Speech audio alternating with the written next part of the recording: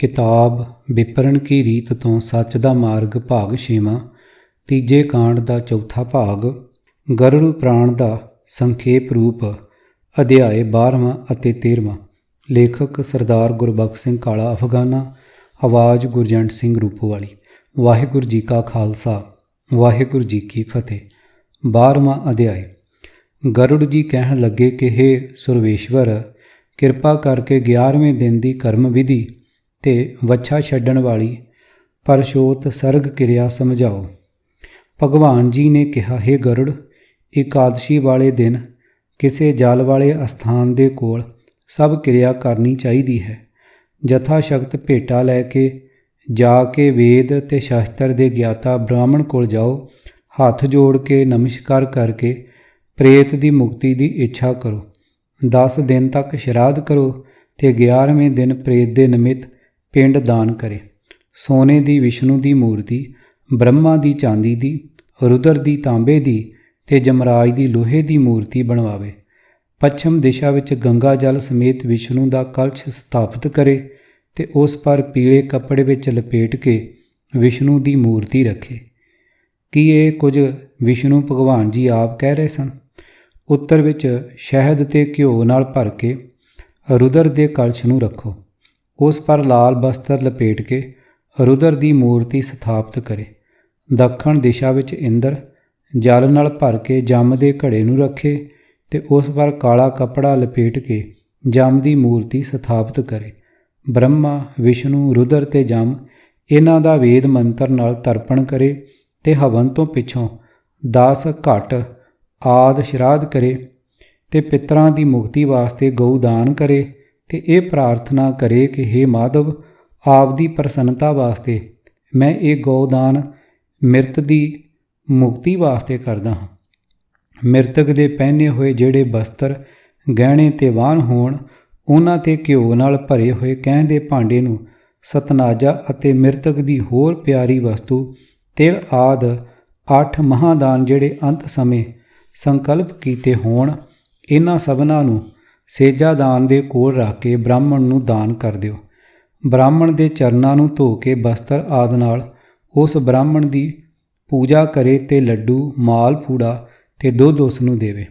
ਉਸ ਸਮੇਂ ਸੇਜਾ ਪਰ ਪ੍ਰੇਤ ਦੀ ਸੋਨੇ ਦੀ ਮੂਰਤੀ ਸਥਾਪਿਤ ਕਰਕੇ ਉਸ ਦੀ ਪੂਜਾ ਕਰਕੇ ਮਿਰਤਕ ਸੇਜਾ ਨਾਲ ਬ੍ਰਾਹਮਣ ਨੂੰ ਦੇਵੇ। ਫਿਰ ਇਸ ਤਰ੍ਹਾਂ ਪ੍ਰਾਰਥਨਾ ਕਰਨੀ ਚਾਹੀਦੀ ਹੈ ਕਿ ਹੇ ਵਿਪਰ, ਪ੍ਰੇਤ ਦੀ ਮੂਰਤੀ ਸਮੇਤ ਤੇ ਸਾਰੀ ਸਮੱਗਰੀ ਸਹਿਤ ਇਹ ਪ੍ਰੇਤ ਸੇਜਾ ਆਪ ਨੂੰ ਪ੍ਰੇਤ ਮੁਕਤੀ ਵਾਸਤੇ ਦੇ ਰਿਹਾ ਹਾਂ ਅਤੇ ਉਸ ਦੀ ਪਰਿਕਰਮਾ ਕਰਕੇ ਨਮਸਕਾਰ ਕਰੇ।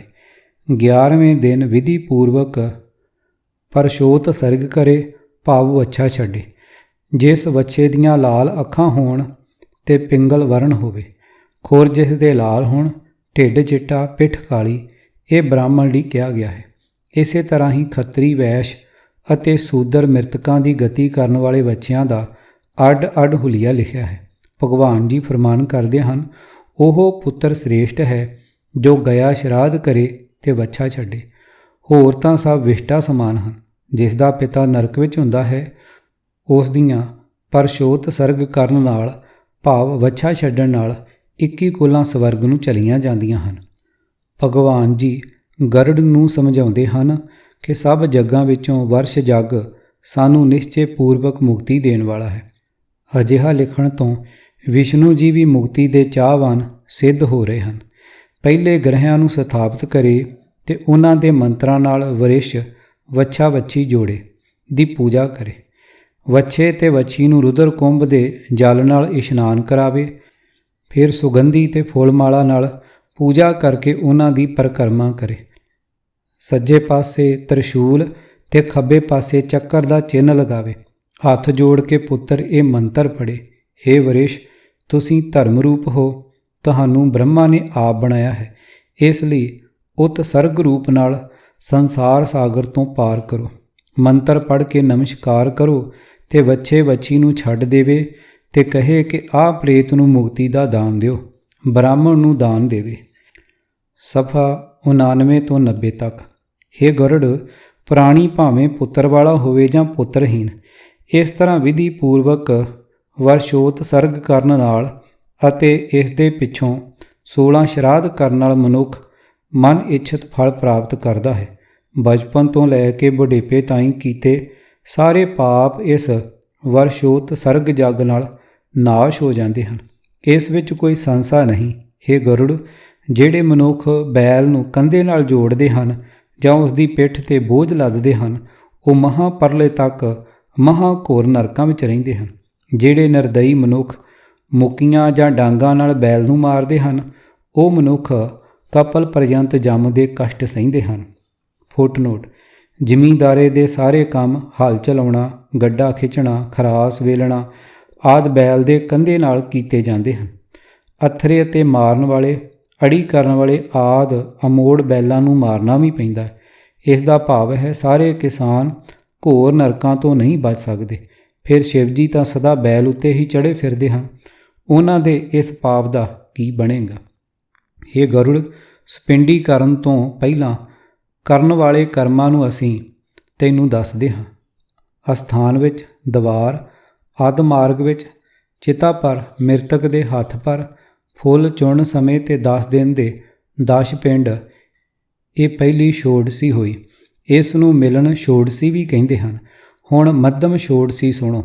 ਪਹਿਲੇ ਪਿੰਡ ਵਿਸ਼ਨੂੰ ਦੇ ਨਿਮਿੱਤ ਦੇਵੇ, ਦੂਜੇ ਸ਼ਿਵ ਦੇ, ਤੀਜੇ ਪਰਿਵਾਰ ਸਮੇਤ ਜੰਮ ਲਈ, ਚੌਥਾ ਸੋਮਰਾਜ ਵਾਸਤੇ, ਪੰਜਵਾਂ ਹਵੇ ਵਾਹ ਲਈ, ਛੇਵਾਂ ਕਾਵਿ ਵਾਹ ਲਈ, ਸੱਤਵਾਂ ਕਾਲ ਦੇ ਨਿਮਿੱਤ, ਅੱਠਵਾਂ ਰੁਦਰ ਵਾਸਤੇ, ਨੌਵਾਂ ਪੁਰਸ਼ ਦੇ ਪ੍ਰੇਤ ਵਾਸਤੇ, 10ਵਾਂ ਤੇ 11ਵਾਂ ਵਿਣੂ ਲਈ, 12ਵਾਂ ਬ੍ਰਹਮਾ ਵਾਸਤੇ ਤੇ 13ਵਾਂ ਵਿਸ਼ਨੂੰ ਦੇ ਨਿਮਿੱਤ। ਵਿਸ਼ਨੂੰ ਜੀ ਨੇ ਪਹਿਲਾਂ ਵੀ ਵਿਸ਼ਨੂੰ ਲਈ ਹੀ ਦੱਸਿਆ ਸੀ, ਹੁਣ 13ਵਾਂ ਫਿਰ ਆਪਣੇ ਲਈ। ਇਸ ਦਾ ਕੀ ਕਾਰਨ? 14ਵਾਂ ਸ਼ਿਵ ਜੀ ਦੇ ਨਿਮਿੱਤ, ਇਸ ਦਾ ਹਿੱਸਾ ਵੀ ਦੂਰਾ। 15ਵਾਂ ਫਿਰ ਜੰਮ ਵਾਸਤੇ ਤੇ 16ਵਾਂ ਪੁਰਸ਼ ਲਈ ਦਾਨ ਕਰੇ। 12 ਮਹੀਨੇ ਦੇ ਪੱਖ, ਤ੍ਰੈ ਪੱਖ ਨਿਊਨ ਅਧਿਕ ਪਿੰਡ ਦਾ ਦਾਨ ਕਰੇ। ਇਹ ਉੱਤਮ ਅਤੇ ਤੀਜੀ ਛੋੜਸੀ ਅਸਾਂ ਤੈਨੂੰ ਦੱਸੀ ਹੈ। ਜਿੰਨਾ ਚਿਰ ਇਹ 3 ਛੋੜਸੀਆਂ ਨਹੀਂ ਦਿੱਤੀਆਂ ਜਾਂਦੀਆਂ, ਉਹਨਾਂ ਚਿਰ ਆਪਣਾ ਦਿੱਤਾ ਹੋਇਆ ਜਾਂ ਦੂਸਰੇ ਤੋਂ ਦਵਾਇਆ ਹੋਇਆ ਪਿੰਡ ਪ੍ਰੇਤ ਦੇ ਨਿਮਿੱਤ ਸਭ ਵਿਅਰਥ ਹੋ ਜਾਂਦਾ ਹੈ। ਇਸ ਲਈ ਪੁੱਤਰ ਨੂੰ ਚਾਹੀਦਾ ਹੈ ਕਿ ਉਹ ਉਦਮ ਕਰਕੇ 3 ਛੋੜਸੀਆਂ ਕਰਾਵੇ। ਜੇ ਇਸਤਰੀ ਆਪਣੇ ਮਰੇ ਹੋਏ ਪਤੀ ਦਾ ਪਾਕਸ਼ਿਕ ਤੇ ਮਾਸਿਕ ਸ਼ਰਾਧ ਸ਼ਰਧਾ ਨਾਲ ਕਰਦੀ ਹੈ ਤੇ ਵਿਧਵਾ ਧਰਮ ਵਿੱਚ ਪਰਪੱਕ ਰਹਿੰਦੀ ਹੈ, ਉਹ ਸਤੀ ਦੇ ਸਮਾਨ ਹੈ। ਭਗਵਾਨ ਵਿਸ਼ਨੂੰ ਜੀ ਕਹਿੰਦੇ ਹਨ ਕਿ ਹੇ ਗਰੁੜ, ਜਿਹੜਾ ਮਨੁੱਖ ਸੱਪ ਦੇ ਡਸਣ ਨਾਲ ਮਰੇ ਜਾਂ ਕੋਈ ਜ਼ਹਿਰ ਖਾ ਕੇ ਮਰ ਜਾਏ ਤਾਂ ਉਸ ਲਈ ਦੋਹਾਂ ਪੱਖਾਂ ਦੀ ਪੰਚਮੀ ਨੂੰ ਨਾਗ ਦੇਵਤਾ ਦੀ ਪੂਜਾ ਕਰਨੀ ਚਾਹੀਦੀ ਹੈ। ਪ੍ਰਿਥਵੀ ਤੇ ਆਟੇ ਆਦਿ ਨਾਲ ਸੱਪ ਦੀ ਮੂਰਤੀ ਬਣਾਵੇ, ਉਸ ਦੀ ਚਿੱਟੇ ਫੁੱਲਾਂ, ਸੁਗੰਧੀ ਤੇ ਚੰਦਨ ਨਾਲ ਪੂਜਾ ਕਰੇ, ਧੂਪ ਦੀਪ ਪੀਸੇ ਹੋਏ ਚੌਲ ਚੜਾਵੇ, ਦੁੱਧ ਤੇ ਨੈਵੇਦਨ ਕਰੇ, ਸ਼ਕਤੀ ਅਨੁਸਾਰ ਸੋਨੇ ਦਾ ਨਾਗ ਤੇ ਗਊ ਬ੍ਰਾਹਮਣ ਨੂੰ ਦਾਨ ਕਰੇ ਤੇ ਫਿਰ ਹੱਥ ਜੋੜ ਕੇ ਨਾਗ ਦੇਵਤਾ ਦੀ ਪ੍ਰਸੰਨਤਾ ਵਾਸਤੇ ਉਸ ਦੀ ਉਸਤਤੀ ਕਰੇ। ਇਸ ਪਿੱਛੋਂ ਨਾਰਾਇਣ ਬਲੀ ਦੀ ਕਿਰਿਆ ਕਰੇ। ਇਸ ਪ੍ਰਕਾਰ ਕਿਰਿਆ ਕਰਕੇ ਅੰਨ ਤੇ ਜਲ ਸਮੇਤ ਥੜਾ ਦਾਨ ਅਰ ਪਿੰਡ ਦਾਨ ਕਰੇ। ਇਕਾਦਸ਼ੀ ਸ਼ਰਾਧ ਕਰਕੇ ਸਪਿੰਡੀ ਅਰ ਸੂਤਕ ਨਿਵਰਤ ਹੋਣ ਅਰ ਸੇਜਾ ਅਰ ਪਦ ਦਾਨ ਕਰੇ। ਇਸ ਤਰ੍ਹਾਂ ਦੀ ਕਿਰਿਆ ਕਰਨ ਨਾਲ ਸਭ ਪਾਪਾਂ ਤੋਂ ਛੁੱਟ ਕੇ ਸਵਰਗ ਵਿੱਚ ਨਿਵਾਸ ਮਿਲਦਾ ਹੈ। ਗਰੁੜ ਪੁਰਾਣ ਦਾ ਅਧਿਆਇ 13ਵਾਂ ਸੰਖੇਪ। ਗਰੁੜ ਜੀ ਕਹਿਣ ਲੱਗੇ, ਹੇ ਭਗਵਾਨ, ਹੁਣ ਸਪਿੰਡੀ ਦੀ ਵਿਧੀ ਤੇ ਸੂਤਕ ਦਾ ਨਿਰਣਾ ਤੇ ਪਦ ਦਾਨ ਦੀ ਸਮੱਗਰੀ ਦੱਸੋ। ਸ੍ਰੀ ਵਿਸ਼ਨੂੰ ਭਗਵਾਨ ਜੀ ਕਹਿੰਦੇ ਹਨ ਕਿ ਹੇ ਗਰੁੜ, ਸਪਿੰਡੀ ਦਾਨ ਪ੍ਰੇਤ ਜੂਨੀ ਤੋਂ ਮੁਕਤ ਕਰਕੇ ਗਣਾਂ ਵਿੱਚ ਸ਼ਾਮਲ ਕਰਦਾ ਹੈ। ਜਿਸ ਦਾ ਪਿੰਡ ਜਦੋਂ ਤੱਕ ਪਿਤਾਮਾ, ਪਰ ਪਿਤਾਮਾ ਤੇ ਬਿਰਬ ਪਿਤਾਮਾ ਵਿੱਚ ਸ਼ਾਮਲ ਨਹੀਂ ਹੁੰਦਾ, ਤਦੋਂ ਤੱਕ ਪੁੱਤਰ ਦਾ ਦਿੱਤਾ ਗਿਆ ਕੋਈ ਵੀ ਦਾਨ ਉਸ ਨੂੰ ਨਹੀਂ ਮਿਲਦਾ। ਸਪਿੰਡੀ ਸ਼ਰਾਧ ਕੀਤਾ ਜਾਏ ਤਦ ਪਾਤਕ ਦੀ ਨਿਵਰਤੀ ਹੁੰਦੀ ਹੈ। ਇਸ ਲਈ ਸੂਤਕ ਤੇ ਅੰਤ ਵਿੱਚ ਪੁੱਤਰ ਨੂੰ ਸਪਿੰਡੀ ਸ਼ਰਧਾ ਕਰਨਾ ਚਾਹੀਦਾ ਹੈ। ਬ੍ਰਾਹਮਣ ਦੇ ਲਿਖੇ ਅਨੁਸਾਰ ਇਸ ਸ਼ਰਾਧ ਵਿੱਚ ਪਿਛਲੀਆਂ 3 ਪੀੜ੍ਹੀਆਂ ਦੇ ਬਜ਼ੁਰਗਾਂ ਨਿਮਿੱਤ ਵੀ ਦਾਨ ਪੁੰਨ ਕਰਨਾ ਹੁੰਦਾ ਹੈ। ਭਗਵਾਨ ਜੀ ਸੂਤਕ ਬਾਰੇ ਦੱਸਦੇ ਹਨ ਕਿ ਮੌਤ ਦੇ ਸੂਤਕ ਤੋਂ ਬ੍ਰਾਹਮਣ 10 ਦਿਨ ਵਿੱਚ, ਖੱਤਰੀ 12 ਦਿਨ ਵਿੱਚ, ਵੈਸ਼ 15 ਦਿਨਾਂ ਵਿੱਚ ਤੇ ਸ਼ੂਦਰ 1 ਮਹੀਨੇ ਵਿੱਚ ਸ਼ੁੱਧ ਹੋ ਜਾਂਦਾ ਹੈ। ਆਸ਼ੀਰਵਾਦ, ਦੇਵ ਪੂਜਾ, ਅਭਿਵਾਦਨ, ਸੇਜ ਤੇ ਸੌਣਾ ਸਪਰਸ਼, ਇਹ ਸੰਧਿਆ ਦਾਨ, ਜਪ ਹੋਮ, ਵੇਦਾਂ ਦਾ ਪੜ੍ਹਨਾ, ਪਿੱਤਰਾਂ ਦਾ ਤਰਪਣ, ਬ੍ਰਾਹਮਣ ਭੋਜਨ ਆਦਿ ਸਾਰੇ ਕਰਮ ਸੂਤਕ ਵਿੱਚ ਨਹੀਂ ਕਰਨੇ ਚਾਹੀਦੇ। ਵਿਆਹ ਉਤਸਵ ਦੇ ਜੱਗ ਵਿੱਚ ਮਿਰਤ ਸੂਤਕ ਤੋਂ ਪਹਿਲੇ ਦਾ ਬਣਿਆ ਹੋਇਆ ਅੰਨ ਖਾ ਲੈਣਾ ਚਾਹੀਦਾ ਹੈ। ਇਹ ਮਨੂ ਜੀ ਨੇ ਕਿਹਾ ਹੈ। ਸੂਤਕ ਦੀ ਸ਼ੁੱਧੀ ਲਈ ਪਿਤਾ ਦੀ ਸਪਿੰਡੀ ਕਰਾਵੇ, ਜਿਸ ਤੋਂ ਉਹ ਪ੍ਰੇਤਪਨ ਤੋਂ ਛੁੱਟ ਕੇ ਪਿੱਤਰ ਗਣਾਂ ਵਿੱਚ ਸ਼ਾਮਲ ਹੋ ਜਾਂਦਾ ਹੈ। 12ਵੇਂ ਦਿਨ ਵਿੱਚ, ਮਹੀਨੇ ਵਿੱਚ, 1.5 ਮਹੀਨੇ ਵਿੱਚ, 6 ਮਹੀਨੇ ਵਿੱਚ ਜਾਂ ਸਾਲ ਭਰ ਦਾ ਸਪਿੰਡੀ ਕਰਮ ਹੋ ਸਕਦਾ ਹੈ। 12ਵੇਂ ਦਿਨ ਸਪਿੰਡੀ ਕਰਨਾ ਚੰਗਾ ਹੈ। ਸੂਤਕ ਵਿੱਚ ਅੰਨ ਗ੍ਰਹਿਣ ਨਹੀਂ ਕਰਨਾ ਚਾਹੀਦਾ। ਭਿੱਖਿਆ ਮੰਗਣ ਵਾਲਾ ਵੀ ਭਿੱਖਿਆ ਨਾ ਲਵੇ। ਇਸ ਲਈ 12ਵੇਂ ਦਿਨ ਸਪਿੰਡੀ ਕਰਮ ਜ਼ਰੂਰ ਕਰ ਦੇਣਾ ਚਾਹੀਦਾ ਹੈ। ਜਿਹੜਾ ਫਲ ਸਭ ਤੀਰਥਾਂ ਦਾ ਜਾਂ ਸਭ ਜੱਗਾਂ ਦਾ ਹੁੰਦਾ ਹੈ, ਉਹ ਫਲ 12ਵੇਂ ਦਿਨ ਸਪਿੰਡੀ ਦਾ ਹੈ। 12ਵੇਂ ਦਿਨ ਇਸ਼ਨਾਨ ਕਰਕੇ ਮ੍ਰਿਤਕ ਸਥਾਨ ਵਿੱਚ ਗੋਹੇ ਦਾ ਪੋਚਾ ਫੇਰੇ ਤੇ ਸ਼ਾਸਤਰ ਵਿੱਚ ਕਹੇ ਗਏ ਵਿਧਾਨ ਅਨੁਸਾਰ ਪੁੱਤਰ ਆਪਣੇ ਮਾਤਾ ਪਿਤਾ ਦੀ ਸਪਿੰਡੀ ਕਰਾਵੇ। ਪਿਤਾਮਹ, ਪਰ ਪਿਤਾਮਾ ਤੇ ਬਿਰਧ ਪਿਤਾਮਹ ਆਦਿ ਨੂੰ ਜਥਾ ਪਰਮ 3 ਪਿੰਡ ਦੇਵੇ ਤੇ ਚੌਥਾ ਮ੍ਰਿਤਕ ਦਾ ਦੇਵੇ। ਚੰਦਨ, ਤੁਲਸੀ ਪੱਤਰ, ਧੂਪ ਦੀਪ, ਉੱਤਮ ਭੋਜਨ, ਮੁਖ ਵਾਸ, ਇਲਾਚੀ ਆਦਿ ਉੱਤਮ ਬਸਤਰ ਤੇ ਦਖਣਾ ਨਾਲ ਪੂਜਾ ਕਰੇ। ਸੋਨੇ ਤੇ ਚਾਂਦੀ ਦੀਆਂ ਸਲਾਈਆਂ ਨਾਲ ਪ੍ਰੇਤ ਦੇ ਪਿੰਡ ਦੇ 3 ਭਾਗ ਕਰਕੇ ਪਿਤਾਮਹ ਆਦਿ 3 ਪਿੰਡਾਂ ਨਾਲ ਸਪਿੰਡੀ ਕਰੇ। ਬ੍ਰਾਹਮਣ ਦੀ ਪੂਜਾ ਕਰਕੇ ਦਾਨ ਦੇਣਾ ਚਾਹੀਦਾ ਹੈ। ਸਾਲ ਦੇ ਗੁਜ਼ਾਰੇ ਦਾ ਘਿਓ, ਅੰਨ, ਚਾਂਦੀ, ਗਊ, ਘੋੜਾ, ਹਾਥੀ, ਭੂਮ ਇਹ ਸਭ ਆਚਾਰੀਆ ਬ੍ਰਾਹਮਣ ਨੂੰ ਦੇਵੇ। ਫਿਰ ਕਈ ਤਰ੍ਹਾਂ ਦੇ ਮਿੱਠੇ ਭੋਜਨਾਂ ਨਾਲ ਬ੍ਰਾਹਮਣਾਂ ਨੂੰ ਭੋਜਨ ਖਵਾਵੇ। ਦੱਖਣਾ ਸਮੇਤ ਜਲ, ਅੰਨ ਤੇ ਘਰਾਂ ਦਾ ਦਾਨ ਕਰੇ। ਸੇਜਾ ਦਾਨ। ਭਗਵਾਨ ਜੀ ਕਹਿੰਦੇ ਹਨ ਕਿ ਹੇ ਗਰੁੜ, ਫਿਰ ਸੇਜਾ ਦਾਨ ਜ਼ਰੂਰ ਕਰੇ। ਇਸ ਨਾਲ ਇੰਦਰ ਆਦਿ ਦੇਵਤੇ ਪ੍ਰਸ਼ੰਸਾ ਕਰਦੇ ਹਨ। ਸੇਜ ਚੰਗੀ ਪੱਕੀ ਲੱਕੜੀ ਦੀ, ਚਿੱਤਰਾਂ ਨਾਲ ਸੁਸ਼ੋਭਿਤ, ਰੇਸ਼ਮੀ ਸੂਤ ਨਾਲ ਉਣੀ ਹੋਈ ਤੇ ਸੋਨੇ ਦੇ ਪੱਤਰਿਆਂ ਨਾਲ ਸ਼ਿੰਗਾਰੀ ਹੋਈ ਹੋਵੇ। ਹੰਸ ਵਰਗੀ ਚਿੱਟੀ ਰੂੰ ਨਾਲ ਬਣਿਆ ਹੋਇਆ ਸਿਰਹਾਣਾ ਹੋਵੇ। ਉੱਪਰ ਲੈਣ ਵਾਲੇ ਤੇ ਵਿਛਾਉਣ ਵਾਲੇ ਸੁੰਦਰ ਬਸਤਰ ਹੋਣ। ਸੁਗੰਧੀ ਨਾਲ ਤਰ ਸੁੰਦਰ ਦਿਵਿਆ ਬੰਦ ਨਾਲ ਬੰਨੀ ਹੋਈ ਸੁੱਖ ਦੇਣ ਵਾਲੀ ਸੇਜਾ ਹੋਵੇ। ਇਹੋ ਜਿਹੀ ਸੇਜਾ ਬਣਾ ਕੇ ਭੂਮੀ ਪਰ ਸਥਾਪਿਤ ਕਰੇ। ਛਤਰੀ, ਚਾਂਦੀ ਦੀ ਦੀਵਟ, ਚੌਰ, ਆਸਣ, ਪਾਤਰ, ਝਾਰੀ, ਲੋਟਾ, ਸ਼ੀਸ਼ਾ ਤੇ 5 ਰੰਗ ਦਾ ਚੰਦੋਆ ਤੇ ਹੋਰ ਜੋ ਸੇਜਾ ਦਾਨ ਦੀਆਂ ਉਪਯੋਗੀ ਵਸਤੂਆਂ ਹੋਣ, ਉਹ ਉਸ ਸੇਜ ਦੇ ਚੌਹੀਂ ਪਾਸੀਂ ਰੱਖੇ। ਉਹ ਸੇਜਾ ਪਰ ਸੋਨੇ ਦੀ ਬਣੀ ਹੋਈ ਲక్ష్ਮੀ ਜੀ ਦੇ ਸਮੇਤ ਵਿਸ਼ਨੂੰ ਭਗਵਾਨ ਦੀ ਮੂਰਤੀ ਰੱਖੇ। ਮੂਰਤੀ ਸਭ ਗਹਿਣਿਆਂ ਨਾਲ ਤੇ ਸ਼ੰਖ ਚੱਕਰ ਆਦਿ ਨਾਲ ਸੰਯੁਕਤ ਹੋਵੇ ਤੇ ਬਸਤਰਾਂ ਸਮੇਤ ਹੋਵੇ। ਇਸਤਰੀਆਂ ਦੀ ਸੇਜਾ ਪਰ ਕਾਜਲ, ਮਹਿੰਦੀ, ਬਸਤਰ ਤੇ ਜੋ ਗਹਿਣੇ ਆਦਿ ਹਨ ਸਭ ਰੱਖੇ। ਉਸ ਤੋਂ ਪਿੱਛੋਂ ਸੁਗੰਧੀ ਤੇ ਫੁੱਲਾਂ ਨਾਲ ਭੂਸ਼ਿਤ ਬ੍ਰਾਹਮਣ ਦੇ ਕੰਨਾਂ ਦੇ ਗਹਿਣੇ, ਮੁੰਦਰੀ ਤੇ ਸੋਨੇ ਦਾ ਬਣਿਆ ਹੋਇਆ ਗਲ ਦਾ ਗਹਿਣਾ ਦੇਵੇ। ਪੱਗ, ਦੁਪੱਟਾ ਤੇ ਜਾਮਾ ਆਦਿ ਪਹਿਨਾ ਕੇ ਬ੍ਰਾਹਮਣ ਨੂੰ ਲక్ష్ਮੀ ਨਾਰਾਇਣ ਦੀ ਮੂਰਤੀ ਦੇ ਅੱਗੇ ਸੁੱਖ ਸੇਜਾ ਪਰ ਬਿਠਾਵੇ। ਫੁੱਲਾਂ ਦੀ ਮੰਜ਼ੁਲ ਲੈ ਕੇ ਬ੍ਰਾਹਮਣ ਦੇ ਅੱਗੇ ਖੜਾ ਹੋ ਕੇ ਇਸ ਮੰਤਰ ਦਾ ਉਚਾਰਨ ਕਰੇ, ਹੇ ਕ੍ਰਿਸ਼ਨ, ਖੀਰ ਸਾਗਰ ਵਿੱਚ ਆਪ ਦੀ ਸੇਜਾ ਹੈ। ਇਹੋ ਜਿਹਾ ਹੀ ਸੁੱਖ ਜਨਮਾਂਤਰਾਂ ਵਿੱਚ ਮੈਨੂੰ ਪ੍ਰਾਪਤ ਹੋਵੇ। ਫਿਰ ਸਭ ਕੁਝ ਬ੍ਰਾਹਮਣ ਦੇ ਅੱਗੇ ਛੱਡ ਦੇਵੇ। ਸੇਜਾ ਪਰ ਬੈਠੇ ਬ੍ਰਾਹਮਣ ਨੂੰ ਲక్ష్ਮੀ ਨਾਰਾਇਣ ਦੀ ਮੂਰਤੀ ਅੱਗੇ ਬਾਰੰਬਾਰ ਨਮਸਕਾਰ ਕਰੇ। ਜੇ ਸ਼ਕਤੀ ਹੋਵੇ ਤਾਂ ਮਕਾਨ ਹੀ ਦਾਨ ਕਰਕੇ ਬ੍ਰਾਹਮਣ ਨੂੰ ਦੇ ਦੇਵੇ। ਜੇ ਕੋਈ ਮਨੁੱਖ ਆਪਣੇ ਜੀਵਨ ਦਾ ਦਾਨ ਕਰੇ ਤਾਂ ਪਰਸ਼ੋਤ, ਸਰਗ, ਵੱਛਾ ਛੱਡਣਾ ਵੀ ਜੀਵਨ ਵਿੱਚ ਕਰ ਲੈਣਾ ਚਾਹੀਦਾ ਹੈ। ਇਹ ਸੇਜਾ ਇੱਕ ਨੂੰ ਹੀ ਦੇਣੀ ਚਾਹੀਦੀ ਹੈ। ਵੇਚੀ ਗਈ ਜਾਂ ਵੰਡੀ ਗਈ ਸੇਜਾ ਦਾਤਾ ਨੂੰ ਨਰਕ ਵਿੱਚ ਸੁੱਟਦੀ ਹੈ। ਸੋ ਪਾਤਰ ਬ੍ਰਾਹਮਣ ਨੂੰ ਸੇਜਾ ਦਾਨ ਕਰਨ ਨਾਲ ਪਿਤਾ ਸਵਰਗ ਵਿੱਚ ਜਾਂਦਾ ਹੈ ਤੇ ਪੁੱਤਰ ਦਾਤਾ ਇਸ ਲੋਕ ਵਿੱਚ ਆਨੰਦ ਭੋਗਦਾ ਹੈ। ਦਾਤਾ ਸ੍ਰੇਸ਼ਟ ਵਿਮਾਨ ਵਿੱਚ ਬੈਠ ਕੇ ਅਪਸਰਾਂ ਤੋਂ ਸੇਵਾ ਲੈਂਦਾ ਹੋਇਆ ਮਹਾਪਰਲੇ ਤੱਕ ਪੀੜਾ ਰਹਿਤ ਹੋ ਕੇ ਸਥਿਤ ਰਹਿੰਦਾ ਹੈ। ਸਭ ਤੀਰਥਾਂ ਤੇ ਸਭ ਪਰਮਾਂ ਸਮੇਂ ਜਿਹੜਾ ਪੁੰਨ ਦਾਨ ਹੁੰਦਾ ਹੈ, ਉਸ ਤੋਂ ਵੱਧ ਕੇ ਪੁੰਨ ਸੇਜਾ ਦਾਨ ਕਰਨ ਨਾਲ ਪ੍ਰਾਪਤ ਹੁੰਦਾ ਹੈ।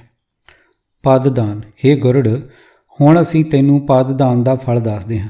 ਛਤਰੀ, ਜੁੱਤੀ, ਕੱਪੜੇ, ਮੁੰਦਰੀ, ਕਮੰਡਲ, ਆਸਣ, ਪੰਚਾਤਰ, ਇਹ ਪਦ 5 ਤਰ੍ਹਾਂ ਦੇ ਕਹੇ ਗਏ ਹਨ। 12ਵੇਂ ਦਿਨ ਬ੍ਰਾਹਮਣ ਨੂੰ ਪਦ ਦਾਨ ਕਰੇ।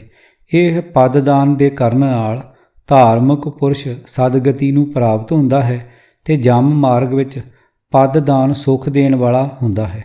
ਜਮ ਮਾਰਗ ਵਿੱਚ ਬਹੁਤ ਤੇਜ਼ ਧੁੱਪ ਹੁੰਦੀ ਹੈ, ਪਰ ਜਿਸ ਲਈ ਛਤਰੀ ਦਾਨ ਕੀਤੀ ਹੋਵੇ ਉਸ ਦੇ ਮੱਥੇ ਤੇ ਬੜੀ ਠੰਡੀ ਤੇ ਸੁੰਦਰ ਛਾਂ ਰਹਿੰਦੀ ਹੈ।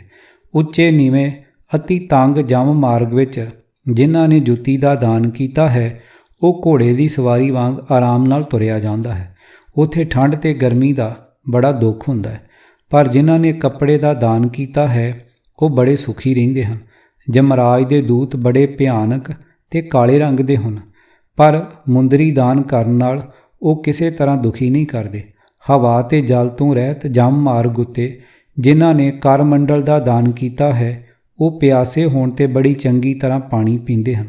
ਮ੍ਰਿਤਕ ਦੇ ਨਿਮਿਤ ਜਿਹੜਾ ਤਾਂਬੇ ਦਾ ਭਾਂਡਾ ਦਾਨ ਕਰਦਾ ਹੈ, ਉਹ 1000 ਛਬੀਲਾਂ ਲਾਉਣ ਦੇ ਫਲ ਦਾ ਭਾਗੀ ਹੁੰਦਾ ਹੈ। ਇਸ ਪ੍ਰਕਾਰ ਸਪਿੰਡੀ ਦੇ ਦਾਨ ਆਦਿ ਕਰਕੇ ਬਹੁਤ ਸਾਰੇ ਬ੍ਰਾਹਮਣਾਂ ਨੂੰ ਭੋਜਨ ਖਵਾਵੇ ਤੇ ਸਾਲ ਦੇ ਅੰਦਰ ਅੰਦਰ ਪਿੰਡ ਸਮੇਤ ਜਲ ਦਾ ਕੁੰਭ ਦਾਨ ਕਰਨਾ ਬੜਾ ਫਲਦਾਇਕ ਹੈ।